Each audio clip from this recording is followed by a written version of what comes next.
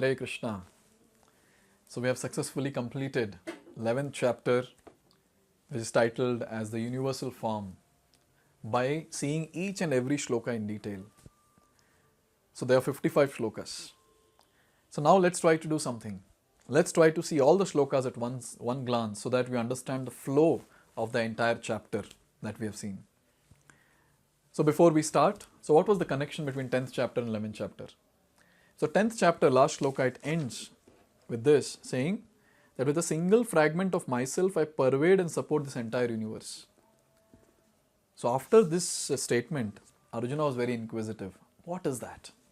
Can I also get darshan of the same? So with this inquisitiveness, Arjuna starts speaking.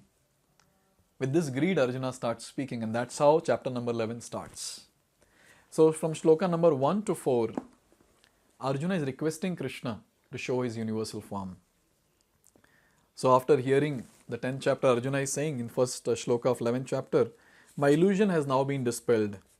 And then in the next one he says that now when I have heard from you in detail about the appearance and disappearance of every living entity, I have realized your inexhaustible glories. And then he is putting forward the request. Now he says that I wish to see that how you have entered into this entire cosmic manifestation. And then with a very humble mood he says that if you feel I am eligible, please show me this divine form. And then after that, from shloka number 5 to 8, Lord Krishna, he describes his universal form. So basically, before manifesting the universal form, Krishna is telling about his universal form in these shlokas, where he says that this particular form of mine, O Arjuna, has got hundreds of thousands of varied, divine and multicolored forms, different manifestations of Adityas, Vasus, Rudras, Ashwini Kumaras and other demigods will be there in this. And then he also says that whatever you now desire to see and whatever you desire to see in the future, behold everything in my universal form. And then finally in the 8th shloka, Krishna says that see, you cannot take darshan of this universal form with these eyes. I will give you celestial eyes, and by that you will be able to see my universal form.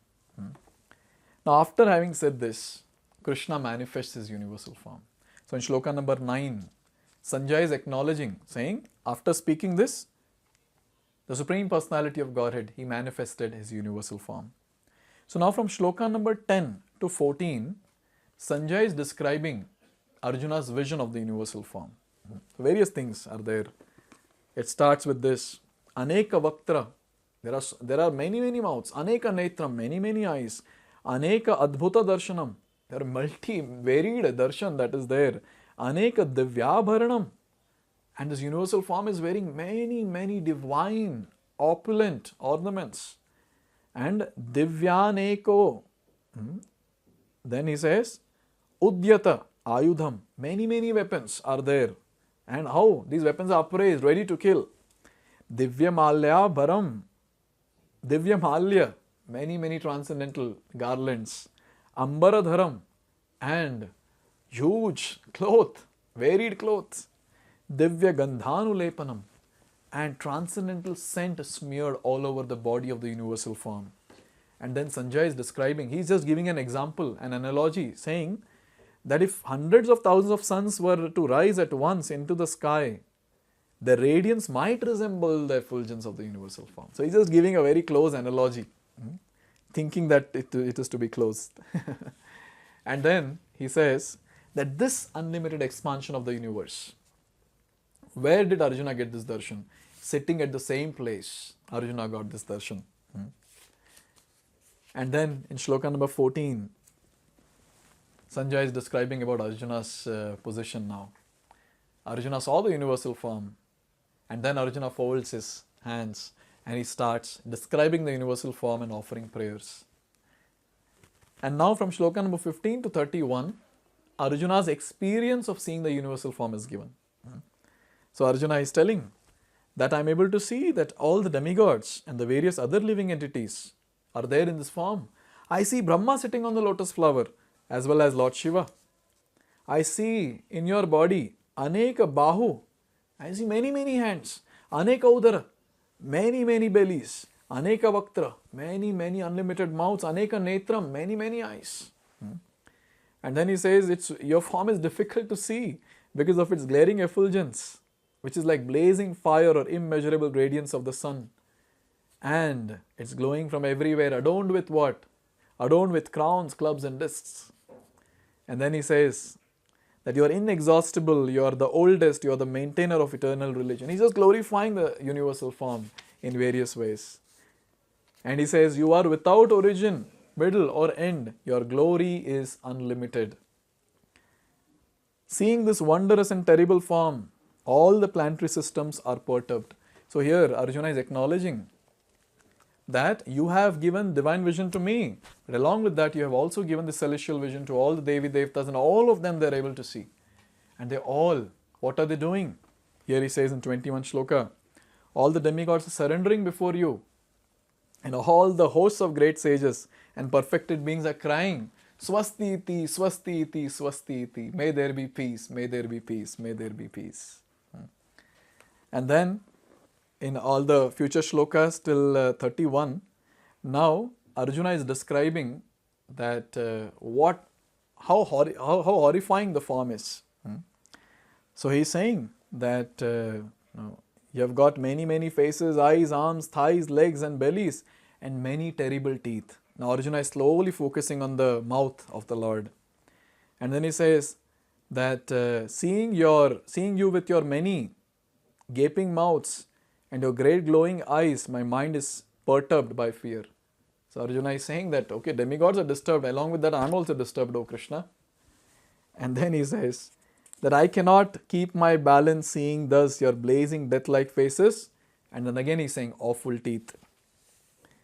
And now he's just focusing on Karala Damstra, the horrifying teeth, and now he's describing. He's saying that I'm seeing that all the sons of Dhritarashtra, along with Bhishma, Drona, Karna, all of them, not just they on the side of Kauravas, even our great army, the great chief, they all are rushing into your mouth, your fearful mouth, and I see that their heads are crushed and some of the heads are stuck between the teeth. Now this is what Arjuna is focusing on, this is what he is able to see. And now he is giving an analogy so that we all can understand that how they are rushing into the mouth. He says that the way the rivers rush into the ocean, or the way the flies or moths, they rush into the fire and get destroyed, that's how these personalities are entering your mouth.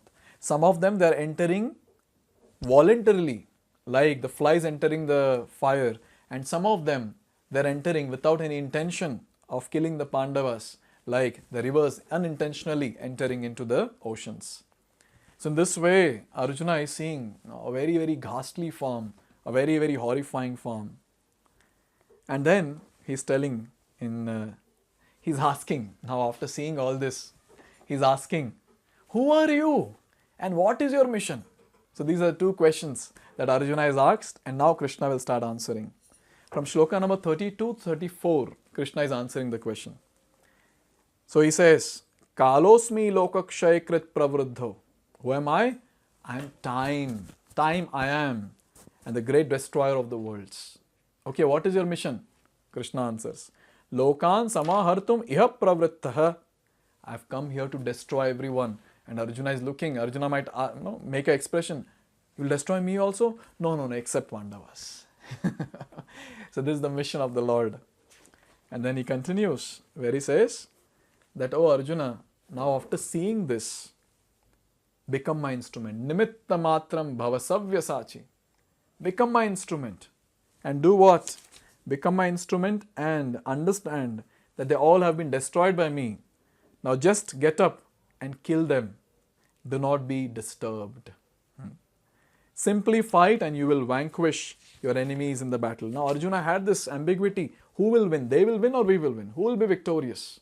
So that's how in chapter 2, Arjuna showed his uncertainty in his decision, indecisiveness, where he said, don't know who will win, they will win or I will win, why to fight, or something like that. But then here Krishna is saying, you will win, just simply fight. This is what is the statement that is made. Now from shloka number 35 to 46, Arjuna is offering prayers. Now after seeing all this, Arjuna is shivering. Arjuna's voice is faltering. And in that state, he is speaking. What is he speaking? He is saying that the world becomes joyful upon hearing your name. The perfected beings are offering obeisances to you. And the demons, they are all fleeing in different directions, looking at your form. Ananta, O Devesha, O Jagannivasa. You are Ananta, you are unlimited. You are Devesha, you are Lord of Lords. And Jagannivasa, your shelter of the entire creation. You are the knower of everything and you are that is knowable. You are air, you are supreme controller, you are fire, you are water. I offer my respectful obeisances thousands and thousands of times. And now Arjuna is saying where all he is offering his obeisances. He says, I offer my obeisances from the front, from the back, from all the sides. And in this way, Arjuna is offering his prayers and dandavats. And now he is coming to his senses and he's thinking, this universal form, Krishna is manifesting this universal form, but then I did so many offenses to Krishna. I said that, oh Krishna, hey Yadava, hey Sakheti. I have joked with Krishna, I have offended Krishna, sometimes alone, sometimes in front of so many people. And having said this, Arjuna is saying that please excuse all my offenses. Please forgive me, O Lord. And then Arjuna is giving some examples to convince the Lord. He says that like a father, he forgives his son who is an offender. A friend who forgives his friend who is an offender. A husband who forgives his wife who is an offender. Oh Lord, you also please forgive me. Please excuse me for all my offenses. In this way, Arjuna is begging and praying in various ways. And then he says that please bestow your grace upon me and reveal again your form as personality of Godhead. Arjuna is saying, please close this movie, I don't want to see. Please close this universal form and please reveal to me your four-handed form with Shankha, Chakra, Gada, Padma. I want to see that beautiful form of yours. Now from shloka number 47, obviously in shloka number 46, we understand that Krishna has manifested his four-handed feature. And after that, without even Arjuna requesting, Krishna manifested his two-handed feature to give pleasure to Arjuna. And after that, Arjuna is saying, with a very, very nice mood, here, this is the wish, this is the request that he has put forward. And Lord is saying that now I will show you my original form. And then yes, he shows his original form to Arjuna and Arjuna is extremely happy. And then he's acknowledging, he's saying that now after seeing your beautiful form, O Krishna, my mind is composed and I have come back to my original state, my original nature. So after seeing the universal form, he was completely fearful. First, he was in a great wonder, Adbhuta Rasa. After that, he became fearful, Bhayanaka Rasa. And now again, he is back to his Sakhya mood, where he is seeing the beautiful form of the Lord. And now he is very, very blissful, very calm. Now after all this, Krishna is speaking something. Krishna is saying that how fortunate Arjuna is. In from shloka number 52 till 55, till the last shloka. Krishna is saying, oh Arjuna, this form of mine is very, very rare to be seen. Even Devi Devtas hanker for that.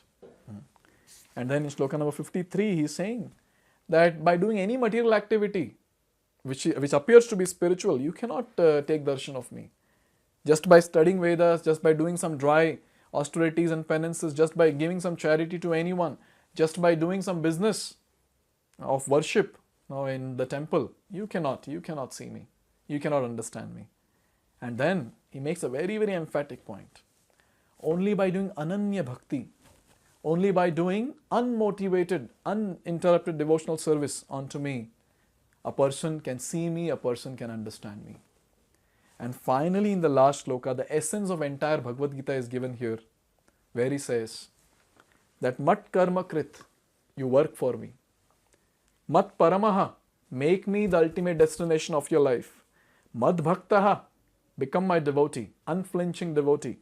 Sangha varjitaha, Give up the association of all the fruity workers and mental speculators.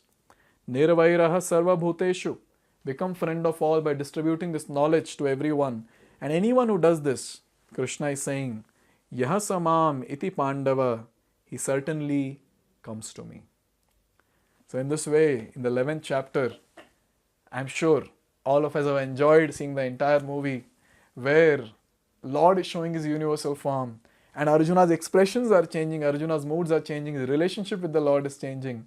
And finally, Arjuna is proving and Arjuna is acknowledging that yes, the two-handed form of the Lord is the supreme from which everything else manifests, including the universal form that he saw.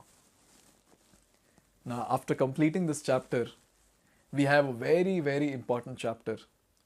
The last chapter of the section of Bhagavad Gita, especially a section of Bhagavad Gita called as Bhakti Yoga.